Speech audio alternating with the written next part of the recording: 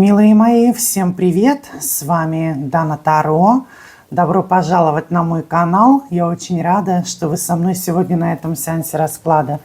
Сегодня будем делать вам очень серьезный расклад на моей любимой, рабочей, избранной колоде Таро «Черный гримуар», которая уже помогла решить тысячи проблем, спасла многие судьбы и направила людей в правильном, верном направлении. Тех, кто хотел слышать и спасти себя.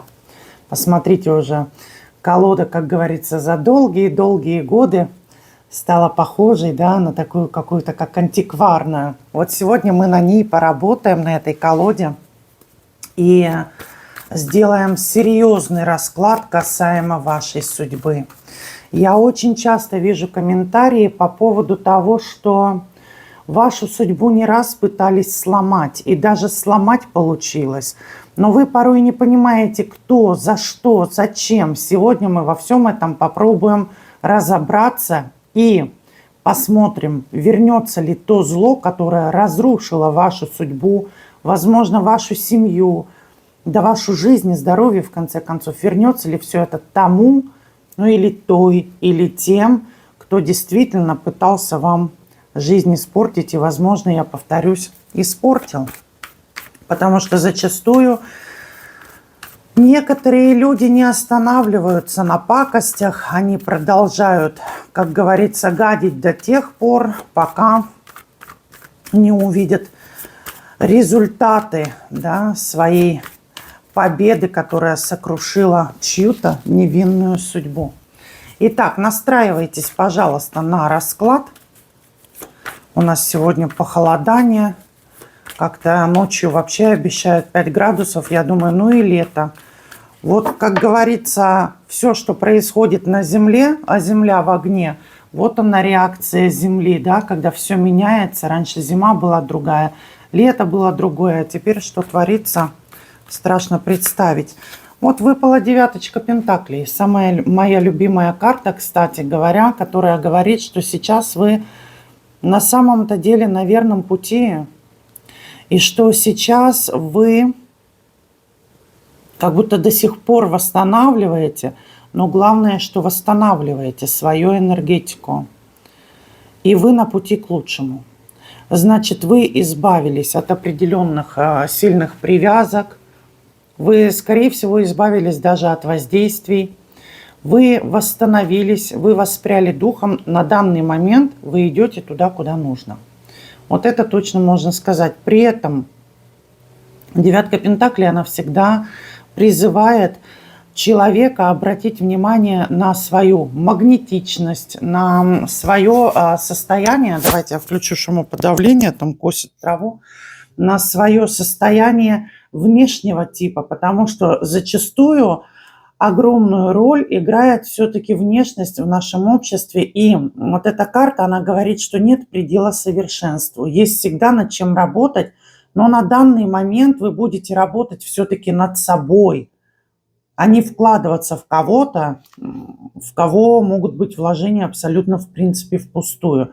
Вот на это нужно обратить свое внимание и зафиксировать для себя, что вы на верном пути, при этом одна, видите? Вот одна, ну или один, если нас мальчики смотрят, на верном пути.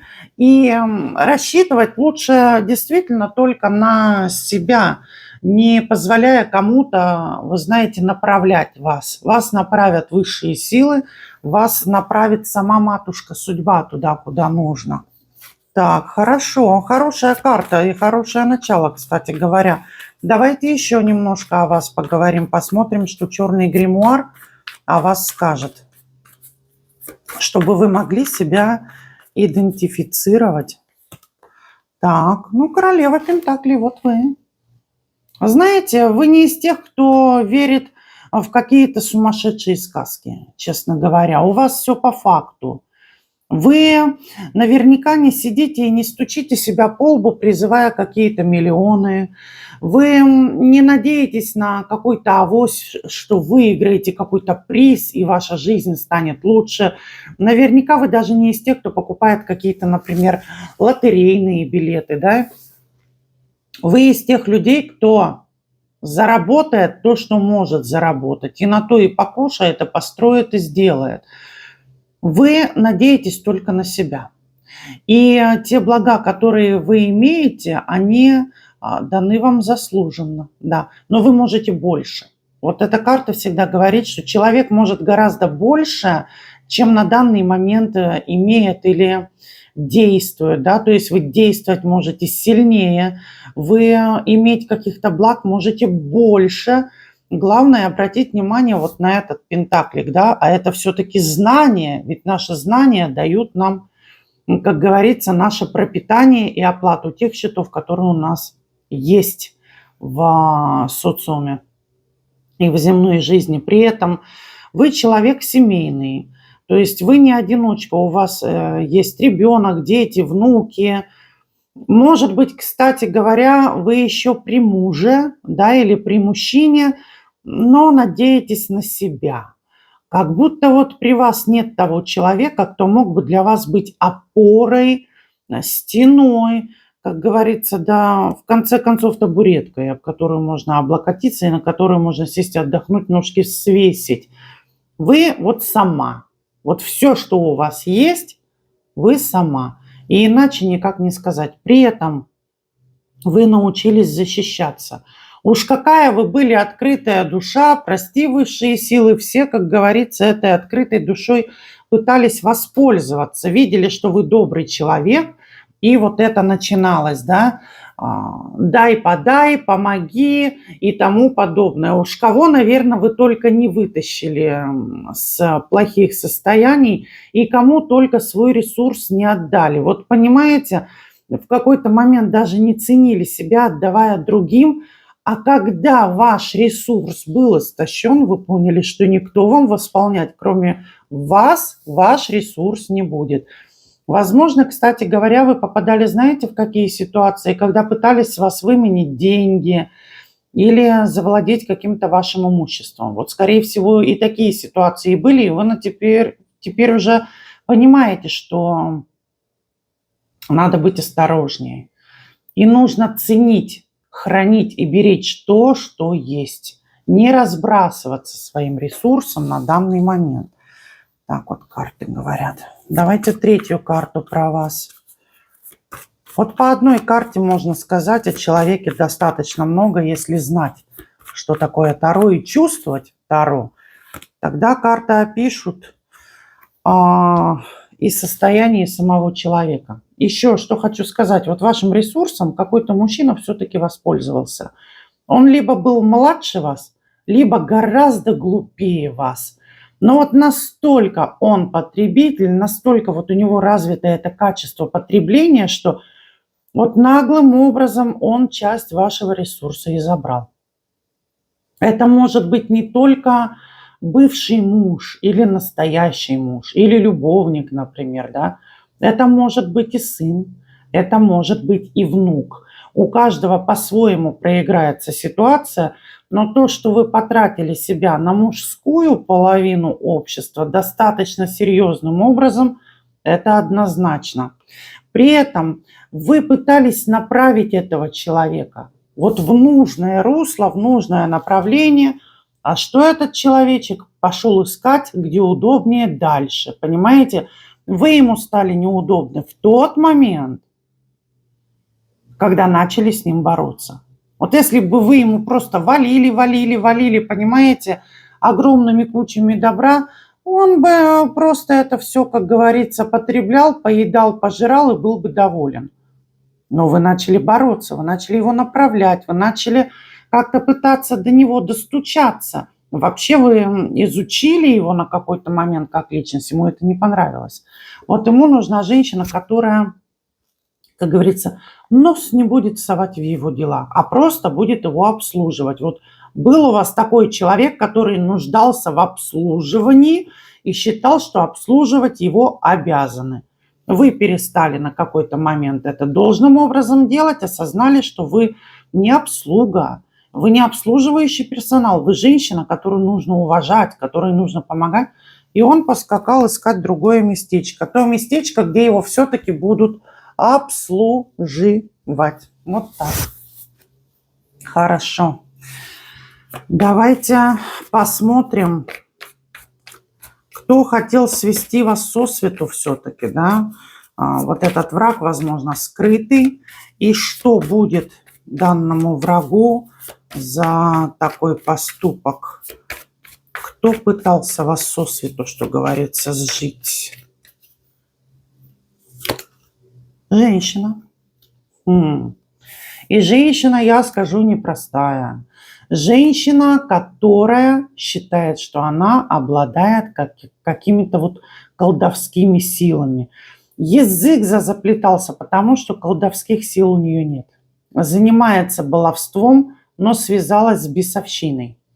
И, конечно, когда человек начинает заниматься ритуалистикой и призывами каких-то сил, это сразу можно сказать, что человек подписал контракт. Бессрочный. И этот контракт ценою в жизнь и в следующую жизнь и так далее. И иногда это касается даже последующих поколений. Так вот, эта женщина, она на какой-то момент почувствовала себя, вы знаете, преемником, наследником силы.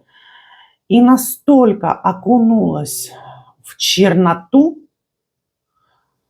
что уже поверила в свою исключительность и посчитала, что именно какими-то обрядами, призывами, какими-то моментами порч, проклятий она может коверкать и уничтожать чью-то судьбу. Хорошенько вы ей попались под руку, я вам скажу, потому что бесчинствовала она очень долго. И последствия наверняка есть даже просто появление ее в вашей жизни. Это же может быть не только воздействие какого-то колдовского характера, это может быть психологическое воздействие, при том через третьих лиц. Сплетни, разговоры, попытки вас унизить при ком-то, да, и это все деструктивно влияет.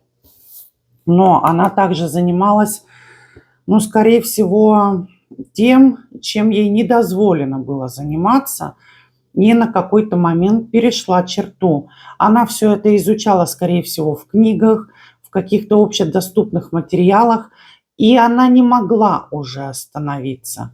И она считала, что она человек ведающий, знающий, либо избранный. Вот здесь больше идет, знаете, ее такая исключительность. Она считала действительно, что она вот избранная, что она лучше всех остальных. И вот это самолюбие ее сжирало настолько, просто сводило с ума. Мне кажется, она, понимаете, оставила свет позади себя, пошла ко тьме, и в конечном счете эта тьма ее свела с ума. Вот такое ощущение, что у нее что-то, вот какое-то помутнение после всех ее вот этих темных игр осталось однозначно. Но попались вы под руку вот такой мадам, как карты показывают. Для каждого здесь проиграется по-своему. Для кого-то это может быть любовница, которая бесчинствовала. Для кого-то это может быть свекровь. А для кого-то это может быть и сноха. А для кого-то это может быть и сестра. Бывает даже так, что родная сестра уводит мужа и затем начинает свою сестру, которая мужа увела, додавливать и как минимум морально добивать. Вот напишите мне, пожалуйста, узнали ли вы эту даму? Вот она-то и хотела свести вас сосвету, что говорится. А плюс еще ей какой-то вот и мужчина помог. Вот с ней в паре был этот мужчина, они два сапога пара.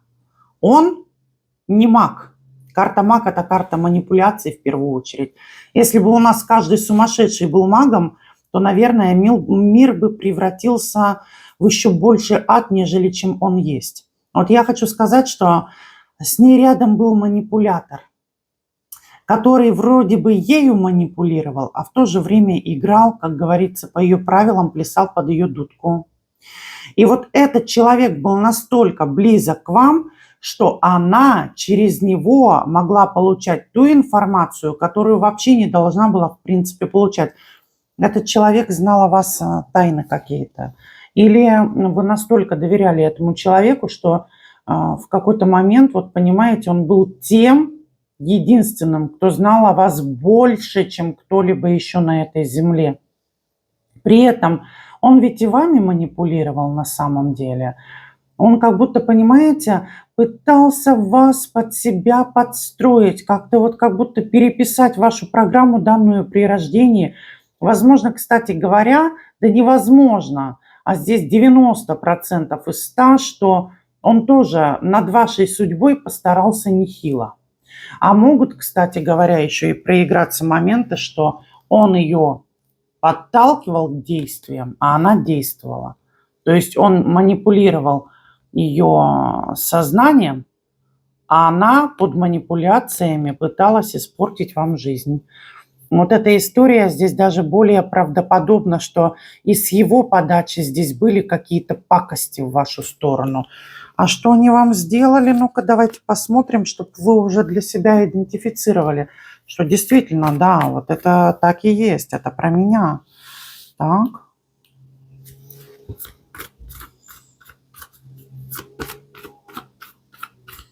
Что они вам сделали?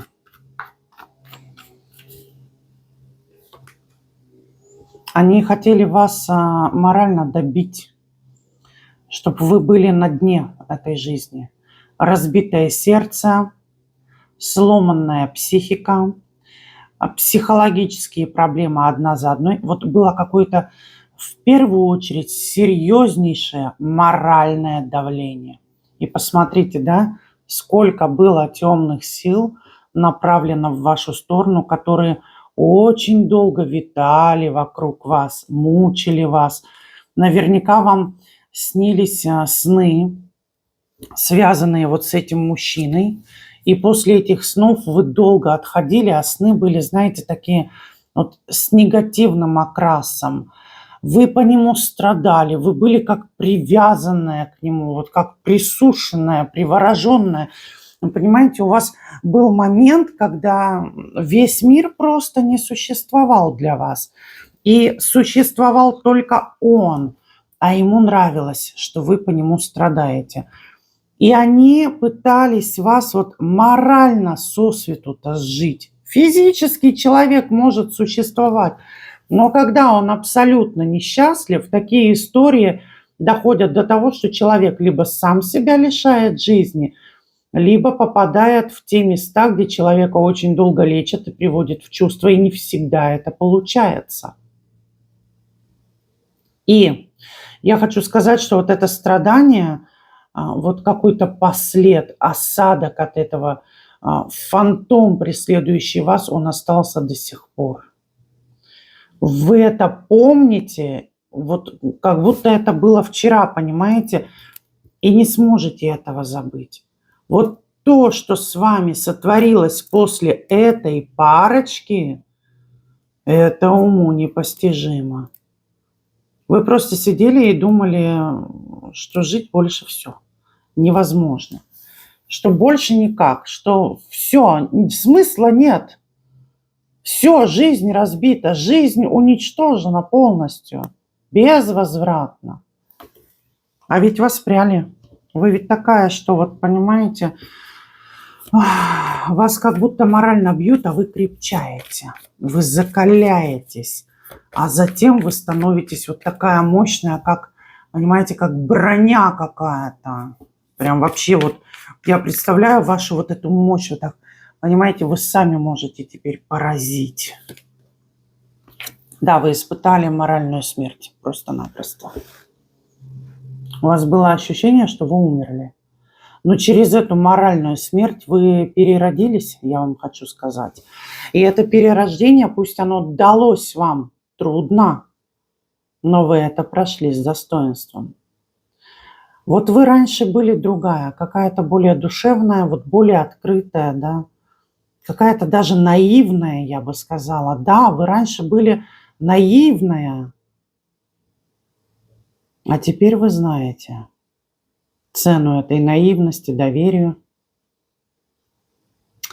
Вы уже не допустите таких ошибок. Но вы переродились.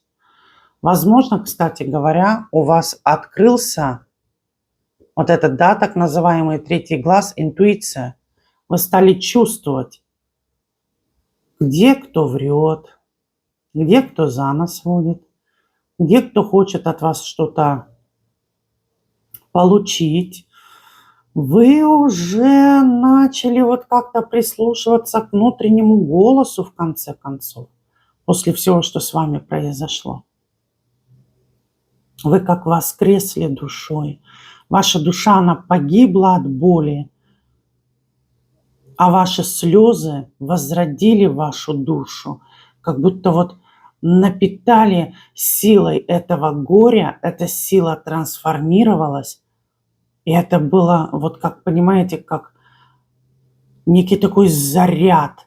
Вот, да, когда человека реанимируют током, вот ваши слезы оказались вот этой самой реанимацией током, и ваша душа раз проснулась, и вы поняли, все, я другая.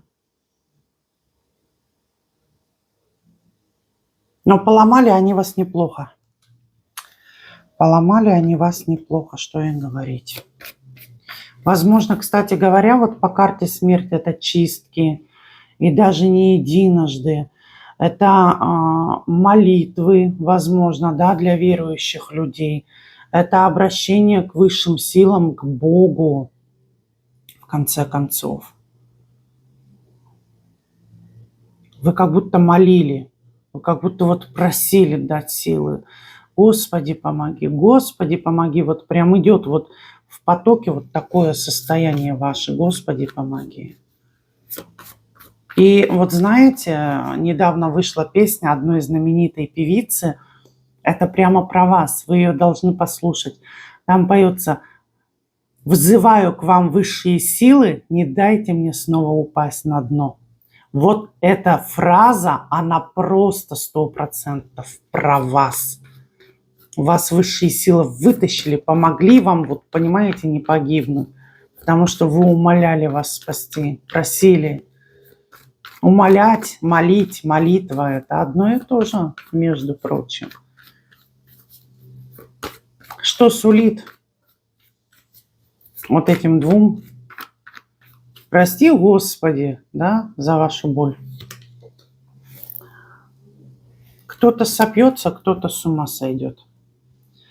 Вот карта Луна – это сумасшествие, помешательство, неизлечимое, кстати говоря, потому что, посмотрите, я же сказала, что кое-кого темная сила, да, она пожрет хорошенько, потому что как только вы делаете хоть один обряд, связанный с призывом, ваш контракт уже подписан, ваша душа уже продана. Вы не откупитесь монетками, бутылкой водки. Это все, вы знаете, ваша душа уже продана за такой обряд. И я хочу сказать, вот, что, скорее всего, мадам сойдет с ума, да, потому что в начале расклада мне шло какое-то помутнение. Вот эта сила, она ее и, как говорится, хорошенько выжмет. Вот ее мозги высушат, и мозги будут как грецкий орех, понимаете, сушеные. А вот мужчина, он, скорее всего, будет спиваться, впадет в какие-то зависимости. Или еще бывает, знаете как, человек может не спиваться, очень мало кто знает об этом, человек может разожраться. И затем его организм начинает рушиться от того, что он заедается. Да? Вот некоторые люди, вы заметили, что едят без остановки. Злые люди, кстати говоря, они очень много едят, те, кто пакостят из-под тишка. Вот у меня родственница бывшая, она вот просто жрала. Она не ела, она жрала. Вот перед ней поставить какие-то блюда, она уже рожей туда окунется. И вот она настолько разожралась, у нее уже суставы болят. Тело толстое-притолстое, все пахнущее, вонючее. Вот еще люди разжираются. И это как расплата, потому что энергия выжимается темной силой. Где энергию взять? Из еды начинают брать. И вот пухнут, а потом суставы полетели, кости полетели. Все это, как говорится, весь организм разлагается, все это жиром покрывается. В общем-то, ой, вот так. Это их расплата. А вот мадам сойдет с ума. Вот понимаете, будет вот такая ходить. И никуда от этого не убежит. Вы знаете, я знала одну женщину. В свое время я еще была очень молодая. И я не была связана с определенными силами, да. Та женщина практиковала. И я хочу сказать, что она начала видеть тени сначала. Потом она начала с этими тенями разговаривать. Вот с ней вот сидишь вот так вот. И она, например, пьет чай. Так вот раз в сторону. Да? Ага, ну, ага. И все. И вот смотрит в сторону и разговаривает. И вот она влезла туда, куда не стоило лезть. И у нее сын спился один, другой сын погиб. Вот этот спившийся сын, он вообще просто бомж из бомжей. Там все. Там уже ни зубов, ни здоровья, ничего. Пропито все. А она до сих пор сидит в своей квартире. И вот у нее пенсия, она что-то там себе покупает. У нее такой свинарник, мрак, ужас.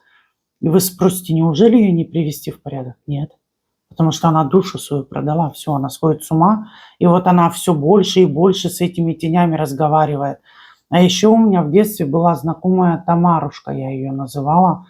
Она тоже пыталась, она спилась. И когда она пила, она в квартире орала: «Помогите, меня черти крутят!» И такой крик.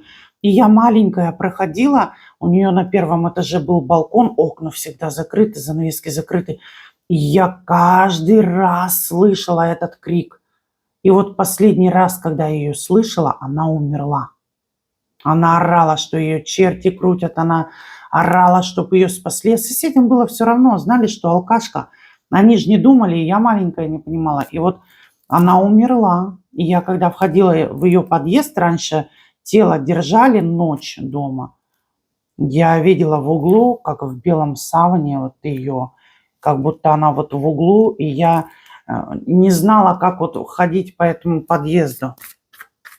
Было очень страшно. Вот так вот люди сходят с ума. Осторожничать надо, прежде чем просить то, что не ваше, как говорится, да? Хотят урвать не свое, а потом удивляются. Почему жизнь-то не сложилась? Так, хорошо, что еще? Скажут карты. Ну вот. Вот она, вот. Вот ее тюрьма, созданная темной силой. Все, стучаться в закрытые двери для нее бесполезно. Для нее этот мир, он закрыт. Она к свету уже не вырвется. Значит, она здесь больше виновата. Видите, какое чудовище на данный момент взяло ее под контроль, в плен, и контролирует ее жизнь полностью. А она как будто даже будет пытаться достучаться, докричаться, донести кому-то, что она не сумасшедшая, что ее темные силы мучают. Ну, об этом будете знать только вы, а другие будут думать, что она сумасшедшая. Как Тамарушка, да.